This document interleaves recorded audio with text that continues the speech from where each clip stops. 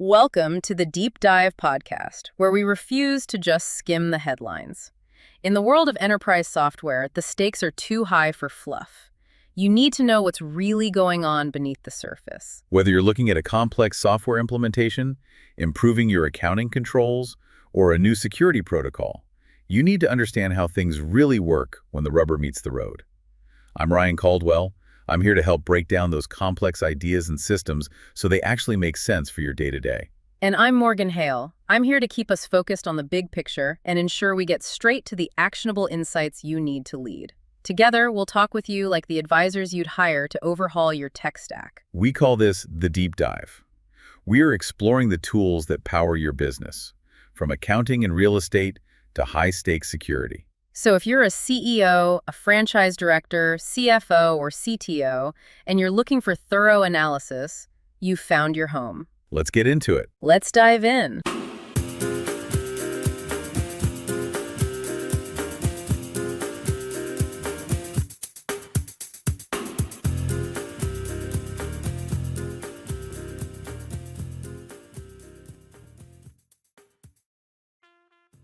Okay, let's just dive right in. I want to start today with a story that, honestly, it kind of blew my mind. It's from the real estate world back in the early 90s. The 90s. Grunge, flannel, and a very, very different business mindset. Extremely different. Okay. So, you know what? Wait a second. Before I even repeat this story, let me say this is not how real estate franchises operate today. Nowadays, things are completely different. This was 30 years ago, but you got to hear the story. So get this, there's an accounting firm, they do M&A work, and they're helping these two real estate brokers merge their offices. Yeah. And this isn't, a power move, it's a survival move. Right, trying to save the ship. One gets to exit gracefully, the other gets stable. Sounds pretty standard. You would think, but then the regional franchise director finds out. So he calls the M&A firm into his office, and he just screams at the guys. He is furious. He's yelling at them because the broker who's going to be in charge, the one who's buying the other firm, Yeah. the director thinks he's a terrible recruiter.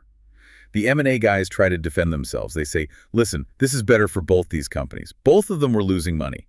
Now, with the extra agents he's going to get from this acquisition, his firm is going to be profitable and stable, and maybe he'll be able to do better at recruiting. Yeah.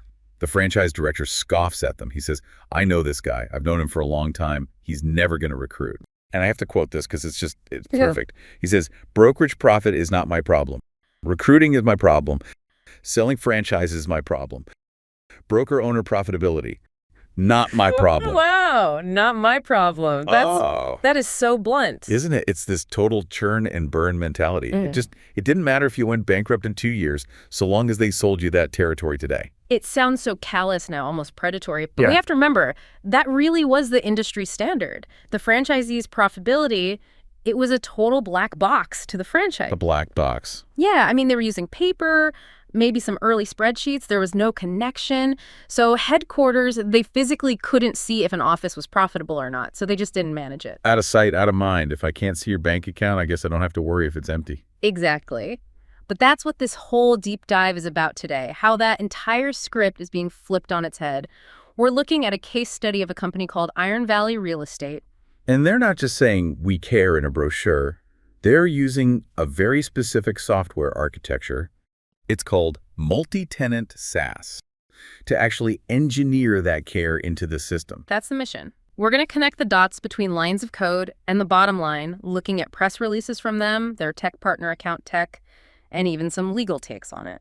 So we're answering the question, how do you get from, motivational coaching and pep talks to what they call engineered success? I love that phrase. Me too. Engineered success. Yeah. It sounds like failure isn't even an option. Well, that's the idea, and it all starts with a huge shift in philosophy. So let's talk about the company at the center of this, Iron Valley Real Estate. They were founded in 2016, and they've grown fast. Over 50 offices, 2,000 agents. And they just partnered with this company, Account Tech, to standardize their whole back office. And this is where their philosophy really comes through. Their spokesperson said, I'm quoting here, profitability is a responsibility we share with every franchisee. If their business doesn't thrive, we haven't done our job. That is the complete opposite of that 90s director. A total 180. But, talk is cheap, right? Every company says they want their partners to succeed. What makes this different? It's a policy they have. They call it the good financials policy. And before, your eyes glaze over at the word policy, this thing has teeth, real teeth. Yeah, this is the part that jumped out at me. A franchise agreement usually says, pay us royalties or use this logo. It doesn't usually say you must keep your own books clean for your own good. Exactly. Iron Valley requires every single franchisee to maintain timely, accurate books, reconciled accounts, real numbers. Financial hygiene is now a brand standard. And what if they don't? Because that's the real question. Okay, this is the kicker. If an office falls behind, if the books get messy or they just stop doing them, the system flags it. And the contract says they are required to outsource their bookkeeping to account tech. It's mandatory. Wait, play that out for me. That sounds like a punishment. Like you messed up, so now you have to pay our preferred vendor to fix it. Oh. I could see franchisees getting really upset about that. It feels like a penalty at first glance. I get that. But if you look at the details, it's really a safety net. Because account tech uses so much automation and AI, having them do the books actually costs less than hiring someone in-house to try and clean up a months-long mess. So they're basically saying, we refuse to let you fail quietly. That's it exactly. It moves the conversation from you should be profitable to we have a system that ensures your books get done, period. But, and this is the key, to even know an office is falling behind in real time, you need a very specific tech stack. You can't do that if everyone is just running QuickBooks on a laptop in the back office. No way. And that brings us to the architecture. Multi-tenant versus single-tenant. Okay, this is the engine room. The sources use this analogy of a house versus an apartment building, which I found helpful. Can you break that down? It's the best way to picture it. So think of the old way. Single tenant, that's like owning your own house. Every customer or tenant gets their own server, their own database, their own separate copy of the software. Okay, so it's private, it's isolated, you've got your own four walls, your own roof. Exactly, but you also have to do all the maintenance yourself. You have to fix the roof, upgrade the plumbing. In software terms, if you have 100 franchisees and you need to push a security update, you have to go to 100 different houses and install it one by one. Oh, that sounds like a nightmare. Yes. Just so inefficient. It's a logistical mess. It's expensive, it's slow. You end up with one office on version 2 and another on version 5, and your support team has no idea what's going on. Right. There are no economies of scale. You're building a new custom house for every single customer. Precisely. Now let's look at multi-tenant. That's the apartment building. Everyone lives in the same structure. You all share the foundation, the plumbing, the electricity. So in software, everyone shares the same server, the same core application code. Yep. But, and this is the crucial part, you have a key to your own private apartment. You log in, you go to your unit, and your stuff, your data is completely separate from everyone else's. And if the building management wants to upgrade the heating system? Everyone gets warmer at the same time, one update, and every single user is on the latest version, instantly. So what's the actual business impact here? I mean, beyond just convenience. It's huge. The source data shows multi-tenant models can cut infrastructure costs by up to 50%. 50. 50. That's enormous. It is. And it solves that scalability problem. Adding a new franchise isn't building a new house anymore. It's just setting up a new room in the apartment building. It's almost instant. So everyone is always on the same page software-wise. Always. Now, to be fair, there is a classic risk with this model. The research calls it the noisy neighbor effect. The noisy neighbor. Like the guy upstairs who practices tap dancing at 3 a.m. Sort of, yeah. Digitally. Yeah. Since you're all sharing the same computing power, if one tenant runs a massive, complicated report, they can hog all the resources. And suddenly my app slows to a crawl even though I'm just trying to send an email. That used to be a big problem. But today, modern systems have really sophisticated load balancing. Think of it like a smart traffic cop in the building's lobby that manages the flow. It's rarely an issue now, but it's something engineers are always thinking about. Okay, so we've got the apartment building. We're saving money. But there's another piece to this that I think is the real magic. It's about the data itself, the chart of accounts. Yes, the shared chart of accounts. This sounds so boring, but for a franchise, it is absolutely revolutionary. So for anyone listening who isn't an accountant, let's just clarify. The chart of accounts is just the list of categories for your money, right? Yeah. Rent, salaries, marketing. The buckets you put your expenses in, exactly. So what was the problem with the old house model? Well, in that siloed model, franchise A in one town might call a billboard expense marketing. But franchise B, next door, calls it advertising, and franchise C calls it promotions. So they all mean the same thing, but they're using different words. Exactly. So when headquarters tries to compare spending across the company, it's just a mess of apples and oranges and, I don't know, bananas. You have no idea who's actually spending money effectively because nobody is speaking the same financial language. And the multi-tenant apartment building solution fixes this how? It enforces a shared chart of accounts. Every single franchise uses the exact same list of categories. Marketing is marketing for everybody, period. You can't just make up a new category. So finally, you can do true apples-to-apples benchmarking. Instantly.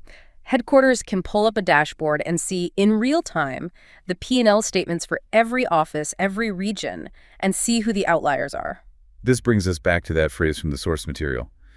Coaching is helpful, but accountability drives results. Right. Because the data is standardized and real time, headquarters isn't guessing why an office is struggling. They can see it. Oh, your admin costs are 20% higher than the benchmark for an office your size. That is so powerful. It's not, you need to do better. It's, here is exactly where you are off the path. It just takes the emotion out of it. It's not a personal criticism. It's just data. It allows for what they call management by exception. You leave the successful folks alone and focus all your energy on the ones who actually need the help. I have to play devil's advocate here. Doesn't this feel a little bit like Big Brother? That is the tension 100%. I mean, if I buy a franchise, it's because I want to be an entrepreneur, my own boss. And now you're telling me headquarters is watching every single penny I spend in real time? That feels invasive. It's a totally valid concern. We saw some legal perspectives on this. Franchisees often resist this kind of thing. They call it cultural inertia. It feels like you're losing autonomy, like you're just a middle manager. It's that classic trade-off between independence and being part of a system. It is. You're giving up some freedom, specifically the freedom to be messy with your books, in exchange for a massive safety net. But what about innovation? Because another source we looked at made a great point. So many of the best ideas in franchising come from the franchisees on the ground. Oh, absolutely. The Big Mac, the Egg McMuffin at McDonald's, the $5 footlong at Subway, all franchise ideas. Corporate didn't invent those. Exactly. So if you lock everyone into this super rigid system, do you accidentally kill that creative spark? It's a great question, and it looks like Iron Valley thought about this. They seem to draw a line between the back office and the front office. What do you mean? They standardize the money, the compliance, the boring stuff. That part is rigid. But they allow a ton of flexibility in the front office. The branding, the marketing.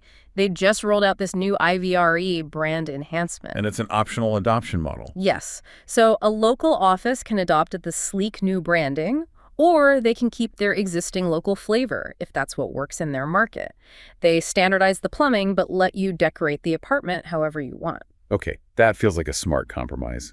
Keep the boring stuff the same, but let the creativity flourish where it actually matters, with the customer. That's it. You can paint your walls any color you want, but you can't start rerouting the building's main sewer line. Fair enough. I want to circle back to the apartment building for a second on security. Because if my data is in the same database as my competitor down the street, that makes me nervous. It's a common and very legitimate fear. Can my neighbor just walk into my apartment? Right. Is my data safe? Can they see my client list? The technical term for this solution is tenant isolation. Modern databases use tools like row-level security to handle this. Unpack that for us. Row-level security. It basically means that even though all the data might live in one giant spreadsheet, metaphorically, the code ensures that tenant A can only see the rows of data that are tagged specifically for tenant A. So it's like wearing special glasses. Exactly. It's like you're wearing glasses that can only see red ink. Even if there's blue ink all over the page, to you, it's invisible. It literally does not exist in your view of the world. So it's mathematically impossible for me to see tenant B's data. Correct. Now, the risk, and we have to be honest, is if there's a bug in that code, in the filter on the glasses, the potential for a breach is higher than in a system where the data is on a completely separate server. So your trust in the vendor's coding ability has to be absolute. It's high stakes. And it seems like this whole model is spreading way beyond just real estate. Oh, yeah. We saw a source from Frank Connect that talked about this. It applies to fast food restaurants, retail. Any multi-location brand suffers from what they call disconnected data. Right, the silo problem again. If you're running a burger chain, you need to know if the lettuce is at the right temperature in all 500 locations. And these unified systems can do some really futuristic stuff. They mentioned a tool called Optic IQ. This was fascinating. It really was. So imagine a restaurant fails a health inspection on one specific item. Say, the fryer oil temperature was too low. Okay, in the old world, that's a note on a clipboard that gets filed away. And maybe someone looks at it next month. In this new world, the system detects that failure as a data point, and it can automatically trigger and assign a retraining video module on fryer safety to the staff at that specific location. Whoa. So the system finds the problem and immediately deploys the fix, all on its own. Yes, it completely removes the human error from that loop. That's only possible if your operations, your training, and your compliance are all living in that same apartment building. It's like the business develops an immune system. It detects a problem and automatically sends the white blood cells to fix it. That is a perfect analogy, and that's the ultimate promise here. Headquarters stops being the police and starts being the central nervous system. It's sensing and responding to the health of the whole organism. Okay, so let's bring this all home. Sure. We started in the 90s with profitability is not my problem, a world of disconnected data and zero accountability.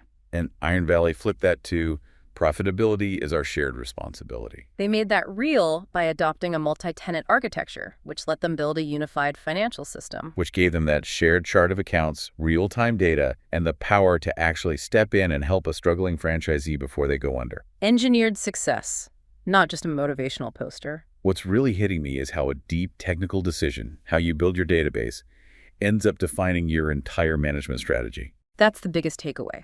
Most businesses see software as a tool you use to do the work. But here, the software is the strategy. You literally cannot have this culture of shared responsibility without this architecture. The structure enables the culture. Exactly. If you're a collection of single-tenant houses, you're always going to be a collection of islands. If you're multi-tenant, you're a continent. So here's the question I want to leave everyone with.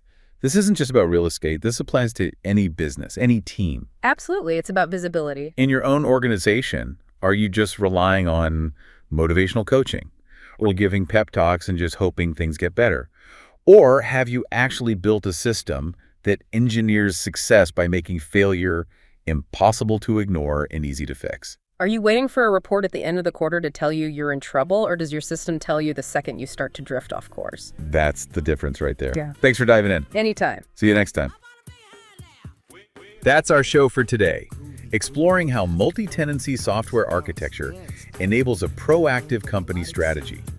Join us next time for another deep dive into an interesting, timely, or just plain complex topic in the world of enterprise software.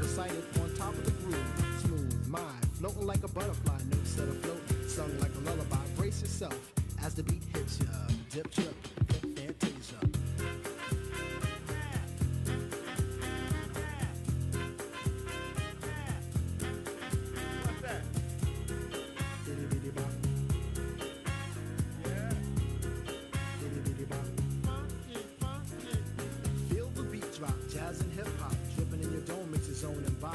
Funk infusion, a fly illusion, keeps you coasting on the rhythm you're cruising. Up, down, round and round, rhymes profound, but nevertheless you got to get down. Fantasy freak through the beat so unique, you move your feet, the sweat from the heat. Back to the fact, I'm the Mac and I know that. The way I keep the rhyme, someone call me a poet. Form steady flowing, growing, showing sights and sound. Caught in the groove, invitation I'm found.